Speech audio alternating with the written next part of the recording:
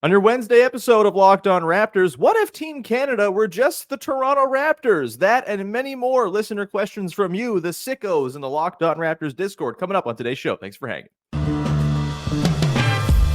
You are Locked On Raptors, your daily Toronto Raptors podcast, part of the Locked On Podcast Network, your team every day. Hey, what's going on? And welcome to another episode of Locked On Raptors, part of the Locked On Podcast Network, your team every day. It is Wednesday, July the 18th, and I'm your host, Sean Woodley. I've been covering the Toronto Raptors now for 10 seasons on various platforms. You can find all my work over on the Hell website at Woodley Sean. You can find the show on Instagram at Locked On Raptors. And of course, you can join us in the Locked On Raptors Discord server, baby. The link is in the description of the podcast. It's free to join, and it's a great little listener family we got building around the show, talking all things off-season, Olympics, Team Canada, transactions, fake trades. It's all in there. Come hang out and be part of the crew of sickos who will be featured heavily on today's podcast as we're doing a mailbag episode. We'll get into questions sent in from the Discord. That's the place to get your mailbag questions answered. So if for no other reason you just want to get in there and have a question, join the Discord. Again, link in the description, free to join as always. Of course, you can find the show for free on your audio app of choice. You can follow, subscribe, rate, review, tell a friend over there. You can also come and join us on the YouTube channel. You can subscribe to the Locked On Raptors YouTube channel, hit the notification bell button, and you'll get a heads up via push notification every single time the show is about to premiere or go live, which is a wonderful thing. Also a wonderful thing is Game Time, who are bringing you today's show. Download the Game Time app, create an account, use the code LOCKEDONNBA for $20 off your first ticket purchase. Terms apply. All right, let's get to it. On today's show, we're digging into some mailbag questions from the listeners in the Locked On Raptors Discord server, and we're here to do that with our dear pal, Katie Heindl, who is just about to head off to Vegas. Yes, we're recording this podcast in the past because I'm on vacation during this week as well, and so we're all just getting some stuff in the can. Katie, are you excited for Vegas, and will you be still holding up all right in the heat when this podcast airs a week from now?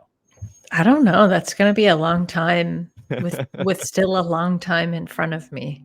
So yeah, how many days are you going for again? Almost 2 weeks. Oh my, that is like an eternity in Vegas. Yeah, I'm excited. I've had a lot to get through, like to get to this point, and it still kind of weirdly feels far away. Though I am leaving this afternoon, but it's always I can't wait to be scoured and scorched clean by the desert. I've already gotten a lot of warnings from friends. It's so hot. I'm like, you guys don't understand. I love it. Yeah. The nice thing about Vegas, you can mostly be inside if you really want to be. I with that go lizard mode. Sweet air conditioning and cigarette smoke. It's lizard mode for me. Oh man. Well, Godspeed to you, Katie. Really hoping that you don't, join the lizards in the desert and you come back to us all in one piece. But yeah, let's dive in, Katie, to some mailbag questions. Speaking of Vegas, as we record this on Wednesday, July the 11th, we are coming off of the first exhibition game in the lead up to the Olympics. Team Canada, USA, Canada falls 86-72 in Vegas. And we have a listener question regarding Team Canada. I want to get to that in a sec. But first, Katie, general level of excitement for the Olympics. I am getting myself very much into it. I'm also preparing myself for all kinds of heartbreak. And I'm, looking at the Canada depth chart and getting very worried about the big men. I don't think those worries have been calmed by the first exhibition game. But overall, how you feeling about Canada going into the Olympics? It's a very exciting time for international hoops. I feel good. I feel like the sham team of the United States of America just gotta watch their backs. I just still think it's so funny that Canada showing up so hard at FIBA made every American superstar decide suddenly to actually join the Olympic team. Anyway, no, I'm stoked. I think Canada will improve. It was a close loss. I didn't watch the whole game, but it was they still look good. And I also love the Olympics for not basketball sports. We got swimming, high diving. Gonna watch some. What else do I like? Fencing? Show jumping. No, jumping. That's my time. So yeah, I'm a summer Olympics head. Yeah, sure. I love, especially with the time zone it's going to be on, like just waking up 6 a.m., throwing on a 3-hour cycling race and getting There you really go. invested. Ooh, it's just the very, very best. Yeah, I'm quite looking forward to it all. All right, let's dive in, Katie. We got a big Team Canada question. This might take us more than the next 4 minutes before we got to Okay. go to break. So we'll set it up and then we'll come back on the other side and really dig into it. But a question came in from Duncan in the Locked On Raptors Discord. And the question is, if Team Canada was the Toronto Raptors, would the salary work based on players' salaries? And how good would they be? Katie, because I'm a good podcast host who likes prep, I went and put together the Team Canada salary cap sheet. And you'd actually be kind of surprised. It's basically a pretty normal NBA cap sheet when it's all said and done. I was a little bit worried we were going to be wildly over the first apron, the second apron, of course, those things that everyone really cares about and has to think about all the time. But no, Team Canada comes in slightly under the first apron, just barely into the luxury tax. And so let's just kind of get into the breakdown here, Katie. Shai, Gilgeous-Alexander, Jamal Murray each make about 36 mil. So that's a big chunk of the cap gone there, about 72 million. You got RJ Barrett, Dylan Brooks at 25.8 and 22.2, the next highest paid players on the team. Following that, Lou Dort, 16.5. I don't know. He looks like a salary dump waiting to happen, Katie. You got to clean up them books. You've got Kelly Olynyk at 12.8. Trey Lyles at 8, and then you've got Nickeil Alexander-Walker 4.3, Dwight Powell 4, Andrew Nembhard 2.0, and then I just did like the 6-year veterans minimum for Khem Birch at 2.6, and the rookie veterans minimum for a guy who's not played in the NBA before, Melvin Ejim, at 1.2 million. It gets you to $171.3 million, $500K over the tax for this coming season. 7 million or so under the first apron. So plenty of room to go and add a couple of more minimum signings to fill out the roster from 12 to 15 and stay under that first apron, which is, again, the thing we all really care about as fans.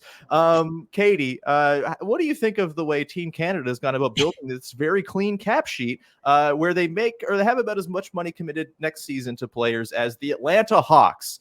Before we get into the quality of the team, I suppose, would this team be better than the Atlanta Hawks? Yes, they would be. Yeah. Correct answer. Yeah, they the correct answer.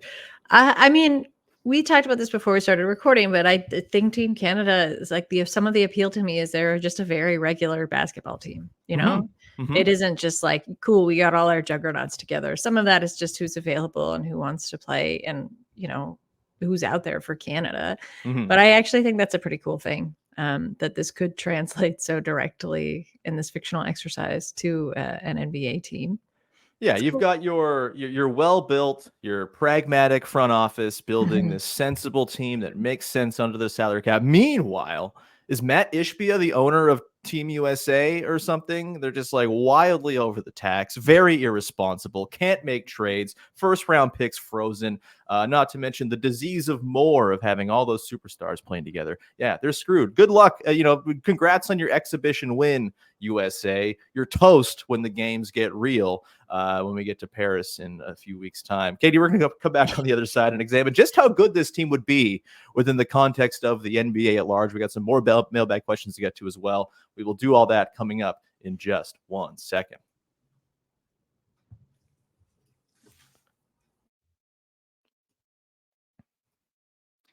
Today's show is brought to you by our friends over at Game Time, the single best place to buy tickets for the sporting events that you want to go and attend. And baseball season is in full swing, and Game Time is an official ticket marketplace of Major League Baseball, which makes getting tickets faster and easier for all of the baseball games you want to go to. Obviously, the Blue Jays going strong, not so strong. They're not very good, but you can go get tickets probably for less than you normally would because the team is losing. That's very fun.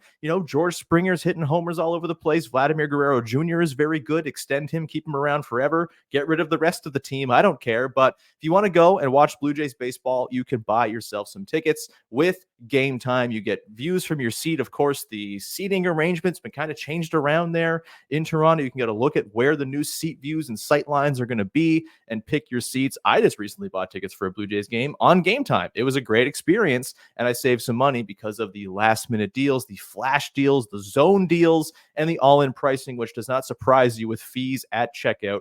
Go check out Game Time today. Download the Game Time app and take the guesswork out of buying MLB tickets. Use the code LOCKEDONNBA for $20 off your first purchase. Again, terms apply. Create an account and redeem the code LOCKEDONNBA at Game Time for $20 off. Download Game Time today. Last minute tickets, lowest price guaranteed.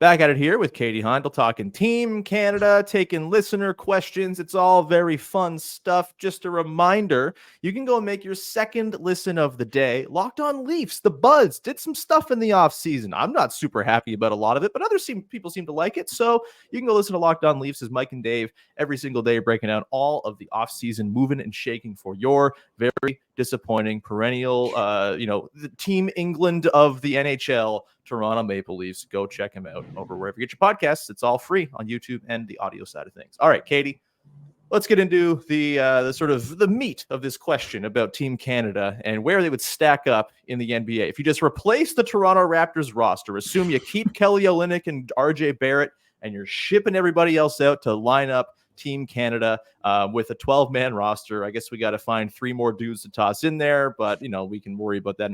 Zach Edey, he's on a cheap rookie deal. You probably can't because he's a high first-round pick. Never mind. We got to sign some other minimums. Anyway, with this roster, Katie, where do you think they would stack up in, let's just say the Eastern Conference going into next season? Obviously, you've got the super-duper high-end talent of Shai Gilgeous-Alexander, a perennial MVP candidate. That's going to give you would think, a pretty decent floor. You've got tons of wing depth. You probably have the best guard rotation in basketball between Shai, Jamal Murray, Andrew Nembhard, and Nickeil Alexander-Walker. You got the wing defense in Dylan Brooks, and then there's the bigs, which we can talk about. But where are you at? What would you sort of peg as like the win total for this team? Where would they finish in the Eastern Conference? And what other teams would be their sort of contemporaries, do you think? I think they'd actually do pretty well in our contemporary Eastern Conference as it stands going into next season, given how much teams like the Milwaukee Bucks still need to gel, and the familiarity that this team has with one another, because while some of this roster is new as of FIBA, a lot of them are perennial, Team Canada. They've made up the Team Canada roster for quite a while now. So I think that they'd have that going for them. I think it's so funny to do this, to take it quite seriously. Because I'm like, the Knicks would be a tough matchup, but they would. I actually think they would fare pretty well against the Celtics, considering they were without Porzingis, in the fight. If we're just talking about kind of like big man on big man sort of matchups. Sure. And if you're worried that Team Canada, as I sense you are, doesn't necessarily have the greatest depth or ability in that position, I think they would do pretty well. Like, there's obviously a lot of quickness here, a lot of good switching, like a lot of shot creation, and creativity. And they're pretty fluid. I don't know. It's just corny to be like they're a gritty team, but I really think they are. I think within the Eastern Conference, they would actually fare quite well. I think so too. It's they almost would play, I think, kind of like if they were the OKC Thunder without Chet Holmgren, right? Like they, you don't have Jalen Williams, but you have other big wings, and Jamal Murray kind of fills in the talent gap that you would have between Jalen Williams and some of the other wings that Team Canada has. The shot creation would be incredible. I feel like this would be probably a pretty close to top 5 offense in the NBA between Shai and Murray and all the shooting and, even the bigs, right? Like, we can talk about the bigs on defense, but Kelly Olynyk bombing threes. Trey Lyles has shot 38% from 3 the last few seasons. I feel like they could play sort of 5-out ball and be very modern in the way they do it. Looking through the matchups, the Celtics, maybe you give the Celtics the slight edge just because they're the defending champions, but whatever. The Knicks, I actually think that without Isaiah Hartenstein, the Knicks versus Team Canada, low key, like, incredible matchup. I would love to see that. You got Shai, Jalen Brunson. Why the Knicks did that, but another podcast, another time. Yeah, sure. You got the wing defense of OG and Mikal Bridges, but just the preponderance of guard creation on this Team Canada team, they giving buckets to that Knicks team, I think. The Bucks, old, done. It's basically like what's going to happen when they play Greece in the Olympics, which hopefully they can take them down. The Cavs, that's interesting. The bigs could pose a problem matchup wise. So. Jared Allen, Evan Mobley. No, not even your boy Jared Allen. I know. I mean, based on what we saw this season, I know Jared was quite hurt, but I just think you've got a lot of smaller, quicker guys, and they kind of. I feel like this team would be able to jam up kind of a size heavy team, even a team like the Timberwolves. Yeah, the Magic, I think, fall right into that category. They're toast. Dylan Brooks locking up Paolo Banchero, and they have no one else who can create a shot to save their lives. They're not fast enough to stay in front of all the quick, slippery guards on Team Canada. I think we're looking at maybe home court in the Eastern Conference. Maybe that would be different in the Western Conference. Maybe we're looking at a play-in team out west. But the Sixers would be tough with Embiid. Yeah, not that convinced by that many teams in the West either. Interesting. Yeah, I mean, there's like the 4, and then maybe you're right. Maybe the West is low-key bad. It's like, yeah, look, I'll be honest. I feel like it's low-key bad every year. Yeah. Are the Spurs going to be like the 5 seed next year? Probably. Yeah. Yeah. Maybe I'll like make that declaration right now. Spurs 5 seed in the West. Now the Grizzlies are there too, and they're maybe healthy. This would be the wild podcast to do it. Just as this is a fantasy pod, so might as well. I feel like we've. Well, all right. So let's just say Canada. They're the Raptors. They play out the full season. Do they make the finals? Do they win the NBA championship? I feel like without a better starting big man, they're probably not winning the championship, but it's the era of parity, Katie. What's the final finish, both in the playoffs and of course the NBA in-season tournament for this Team Canada roster? I think they wouldn't really, worry too much about the in-season tournament. Also, given, I feel like it takes a little while for Jamal Murray to warm up. I feel like, it's not his fault that he played so many years for the Nuggets before coming to the Team Canada Toronto Raptors. But the Nuggets are a slow locomotive to get going at times. So I think he's still got that DNA in him, unfortunately. I think Eastern Conference Finals feels apt. I would still feel like things would have to fall pretty correct this team's way. And of course, everybody's got to stay healthy. Finals, though this is pure fantasy, I'm still reticent to be like, oh yeah, they're gonna win. Got to have some realism to the fantasy case. Yeah, for sure. Makes it all relatable. Got to keep ourselves grounded. Exactly. I think it depends. Do they avoid the Sixers in the first 2 rounds? I think they can survive that way. I'm maybe the only person in NBA media who doesn't really think Paul George makes that much of a difference. I love this. Please go off. This is great. It's the off season. We don't have to talk about the thing we were going to talk about. Please wax poetic. I don't. I mean, yeah, I get it. He's a different type of athlete than Tobias Harris, who they lost. Though I don't think that the trade was ever supposed to be. It's not like a clear substitution. It wasn't just like this guy for this guy. I think Embiid needs to play alongside somebody who can be a bit of a leader, and I think Paul George is not that. For all of his skill and talent on the floor, he's never really had to be that. I think he's always had stronger kind of number one guys beside him. And I like Embiid, but we've also seen him kind of rotate through this cast of would be co-pilots or almost like leaders to take some of the limelight off of him because he can be so mercurial. And I think Paul George is an incredibly affable, nice guy, but I do think Embiid doesn't need that sometimes. Sometimes he needs a bossy person. He needs Jimmy Butler, if you will. He needs it, honestly. Yeah. He needs a Jimmy Butler. He needs someone I was going to say Kyle Lowry, but probably at this point in time, Jimmy Butler's more, they never should have got rid of him. But yeah, the shooting will be fine. It'll be good. But I don't think this really solves a lot of their existential problems. How's that? Yeah. I love it, and I'm always here for Sixers skepticism, and I do feel like we've seen this movie before of the Sixers won the offseason, and then the total lack of regard for role players or team chemistry. Maxey and Paul George are going to be so much fun. I can't wait to watch Tyrese Maxey take another huge jump. But maybe Maxey's the bossy guy. Maybe it's Maxey's he's team. Too sweet. I guess you could kill him with kindness, maybe, but I'm watching. How's that? All right, so the Sixers lose to Team Canada. Yes, they We've do. determined this. Embiid, despite it, just like totally stonewalled by Kem Birch and Dwight Powell, and it's glorious to behold. Mhm. This is an off-season podcast. We're going to come back on the other side and round it out with a few more mailbag questions as we have determined that Team Canada would be extremely good in the NBA with maybe a little bit of roster flaw to overcome. I guess before we get to the break, Jordy Fernandez would be the coach of the Nets. And so who No, he'd leave. coaches Team He'd Canada? have to leave. He's just leaving the Nets? Yeah, Yeah, he'd have to probably. leave. If probably a everybody wise has to business leave their team, business why is the coach? You make a pretty compelling point. We're going to come back on the other side and round it out with a handful of mailbag questions, including Jamal Shead, Kyle Lowry 2.0. Yeah, basically. Come on.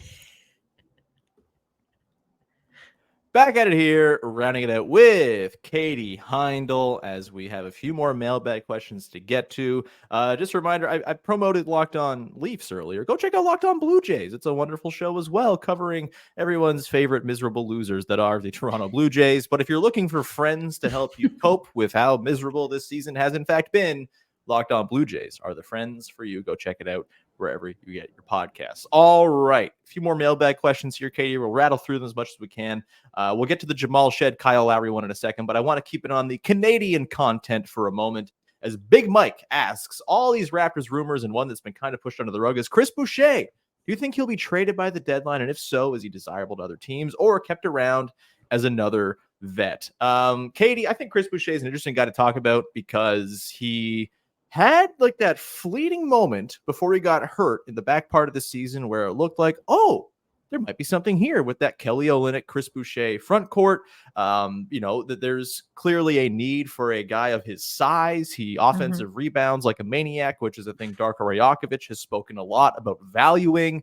I don't know if I'm closing the book on Chris Boucher being a rotation player on the Raptors just yet. It's a shame he just missed out on making the Team Canada Raptors, and it's not part of that equation. But when it comes to the actual Toronto Raptors in reality, we're bringing it back to reality now. Where do you think Chris Boucher fits in? How do you feel about the way it's kind of been handled with him over the last 6 months? It feels like it's been a little bit messy, a little bit like the Raptors themselves are expressing buyer's remorse for giving him the 3-year contract that, they didn't have to give him, but they did. And so they're living with that now. Where are you at with expectations, hopes, dreams for Chris Boucher going into next season?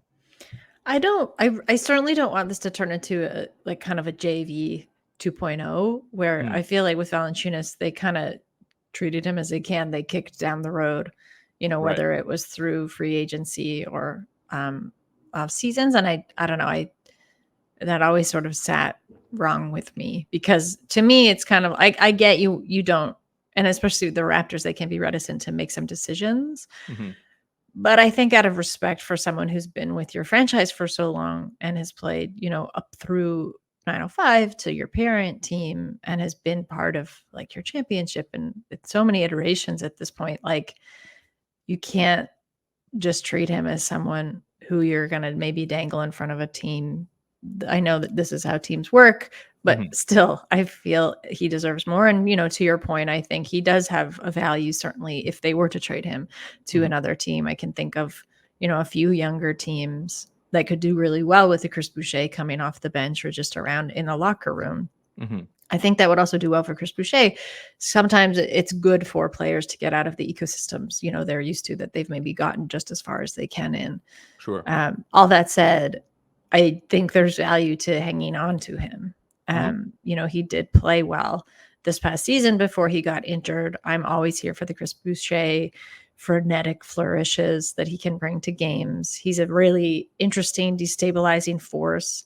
I think he's also learned to sort of master those bursts. He wasn't always able to do that. They would just kind of come out of left field and you were like, Chris, what are you doing? It would be great for gameplay and honestly like turning the energy of a game around, but it didn't necessarily come when the team needed it or you wanted. What I'm doing is dropping 38 on the Bulls in a March game that doesn't matter. Let me cook. I mean, I'm talking quarter by quarter, but yeah, exactly. Yeah. Also, it could go like game to game, and I think he's learned to put a valve on that for all intents and purposes. So I don't know. Like, this isn't to me just a thing of like wanting to hang on to guys that have had such a big part of the DNA of the franchise. I think with the makeup of the team now, if we're getting behind Scotty Barnes and Emmanuel quickly, which the most recent Raptors presser would really show, there is room for somebody like Chris Boucher. Yeah, I'm with you. I'm sure they'll look around, and if they can turn him into a couple second-round picks at the deadline from a contender or something, then I'm sure they will make that move. Yeah, it is cold. Yeah, but that's how these things go when you're an expiring guy going into the last year of your deal. But yeah, I don't think there's. I think there's this sort of belief that he can't fit into a Darko Rajakovic team. And look, I don't think he's the most Darko Rajakovic system friendly player in the world, but he does do things that the Raptors need. He has some supplementary rim protection. He obviously is one of just sort of the more spry and lengthy players on the team. And while he might not be a regular rotation fixture, there are going to be moments over the course of 82 games where Chris Boucher's exact brand of hoop is what you need. And so, yeah, it's a shame he got hurt when he did, because I think he was actually kind of making a case for, hey, like, this is why I should be in the rotation plans next year and why I can be a valuable fixture for this team. We'll see. It's very possible that he is excised from the rotation as like the fourth power forward on the depth chart on a team that only has shooting guards and power forwards. And so maybe there's just not minutes for him, but I feel like there's got to be minutes for him, even if it's like, small backup 5 minutes. I don't think Jonathan Mobo is going to be the full-time backup center on this team. He has to be the full-time starting wing, maybe. So it's they're going to have to disperse the very few tall players they have around the lineup a little bit. And I think Boucher is going to have a moment or two this season that sort of reminds people, oh yeah, Chris Boucher, he's still around and he's still a guy who can do some stuff for you that is, effective, and it affects winning in a positive way. Let's get to another question here from Insomnia Man. And let's just get running away with our wildest ambitions. He asks, is there any reason why Jamal Shead can't become Kyle Lowry 2.0 if he learns to shoot more? Katie, what's stopping Jamal Shead from being one of the 100 best players of all time and a basically surefire Hall of Famer? No one can be a Kyle Lowry 2.0 in my mind. I'm sorry. He could be a perfectly great athlete. He can come into his own skill set and, like, unlock new abilities we never thought possible, become a very unique element of the Raptors. Let's just say that. But man, I don't know. Yeah, look, I get so weirdly like cagey with questions like this, even though I understand there's, I don't want to say it's pure fantasy because I don't know their intent, the asker's intentions. Sure. But I can't do it. No, look, Kyle Lowry is a one-of-one player in Raptors history, arguably a one-of-one player in NBA history as far as the development arc and the level at which he kind of drove winning, even while maybe not getting all of the credit and plaudits that come with driving winning the way he did. He is one of, I don't know, the 10 to 15 most important players of the 2010s in the NBA. You can't tell the story of the NBA in that decade, the decade of LeBron and Steph Curry, without Kyle Lowry showing up a whole bunch in those pages. And so, yeah, there's very little chance that Jamal Shead becomes Kyle Lowry 2.0 because there's very little chance that anybody becomes Kyle Lowry 2.0. I will say, if there was somebody who had the juice to become a Kyle Lowry-like player, Jamal Shead is the type of guy you'd probably look at. He is a little things king. He is an excellent defender who plays bigger than his 6'1" stature. He has a finger on the pulse. He's like an on-court organizer and leader. That's all the stuff Kyle Lowry absolutely mastered. Will Jamal Shead ever master those things to the degree that Kyle Lowry does? Probably not. And, that's just the reality of, not everybody can be one of the best players or the best player in a franchise's history. Only one can be. And so, yeah, I would bet heavily against this. Although if you were picking anyone on the Toronto Raptors to be Kyle Lowry, maybe Jamal Shead is that guy just based on the profile and makeup. I will talk myself back into it because also that's what I saw in Desmond Bane. And I think that's why I'm still like I'm still like the Raptors should have drafted him because he reminded me so much of Kyle Lowry. So I understand the DNA of this question, and I do like it because I do love that kind of basketball player. Honestly, Katie, I've been thinking about this a little bit. I was kind of hoping someone would ask this as a mailbag question. Maybe I'll just throw it out there. Yeah, Sean, it's your podcast. It is my podcast. I can just make mailbag. It. All right, final mailbag question. It comes from Sean Woodley in the Discord. He has this dumb king cake baby AVI. AVI? Avi? I like that you went full acronym. Yeah, but I don't know. Yeah, JPEG. A GIF. No. The question I have is, what is your favorite archetype of player, Katie? What's your favorite just like kind of basketball player? Because I think about this probably more than anybody should, and my answer changes based on my mood. But I feel like people who listen to this podcast probably know where I would lean, in terms of a few categories of guy. But what's your favorite kind of guy? It is like a Kyle Lowry on that end of the size spectrum for sure. Sure.